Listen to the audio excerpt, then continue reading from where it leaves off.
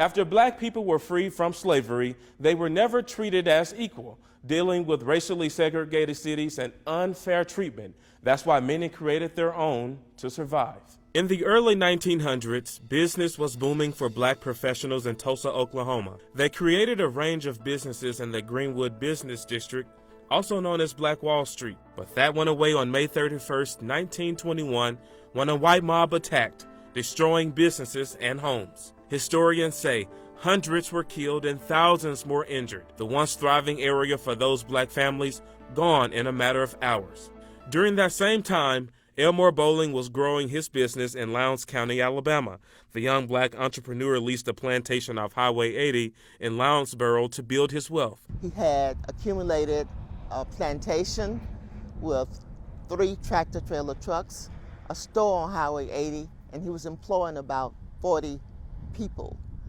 And he was known to be very philanthropic. He helped anyone who needed help, and he was elevating others in society as he raised himself. Josephine Bolling McCall is the youngest of Elmore and Bertha May's 7 children. We walked around her father's former property where he worked to provide a prosperous life for his family. A lot of our wealth was earned due to ice cream sales because there was no refrigeration. My brother once told me that we would make $100 selling ice cream because nobody had refrigeration. She said her father never learned to read or write, but he managed to create revenue through a range of businesses, which included owning a fleet of trucks to make all sorts of deliveries from Lowndesboro to Montgomery, as well as grow sugarcane, cotton, and corn on his land. Elmore Bolling also made money by providing shuttle services to Montgomery and church. It was December 4th, 1947.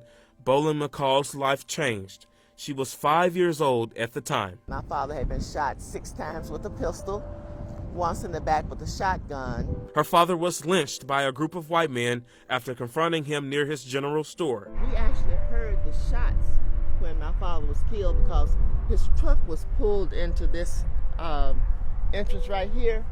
The white people who killed him followed him. This is the way that we go home. But he hadn't planned to stop that day. One of the passengers in the truck with him came up to the store and said, Canelmo's been killed. And my mama said, get the gun. He says, no sense in getting the gun. Converted me, he's dead. But we got the gun anyway, and we walked down here to this site, and this stitch right here in front of me is where my father was lying with his eyes open, deceased. Elmore Bolling was just 39 years old. When it comes to the history of Lowndes County, civil rights historian Kenneth Mullinox described it as brutal. He says this area was once known as Bloody Lowndes County. It is as equally evil back in the bad old days as Birmingham or Selma ever were. Racial terrorism took place 100 years before 1965 or more, probably 140 years. Racial terrorism took place against African American citizens. When it came to racist, they don't think straight anyway, do they? And to have an African American who had wealth, who was a landowner, must have really creeped underneath their saddle, so to speak. Mullinox called it jealousy. Bolling McCall believes jealousy over her father's success is what led to her father's death. Elmore Bolling's death ended his family's chance to experience generational wealth. We were angered and hurt because of his death, because number one, we went from prosperity to poverty almost overnight. My father was earning a good living. We lost everything. The store was allowed to sell out its contents. All of the debtors who owed us at the store, my mom forgave the debts. The family then moved to Montgomery. Bolling McCall's mother worked in a dry cleaner, and her brothers quit school to work and support the family. Bolling's killers were never prosecuted, according to his daughter. 60 years following his death, a historic marker is now up along Highway 80 near mile marker 114 to remind people of Elmore Bolling's legacy. Soil from where he was killed is in a jar, now a part of the Equal Justice Initiative in Montgomery.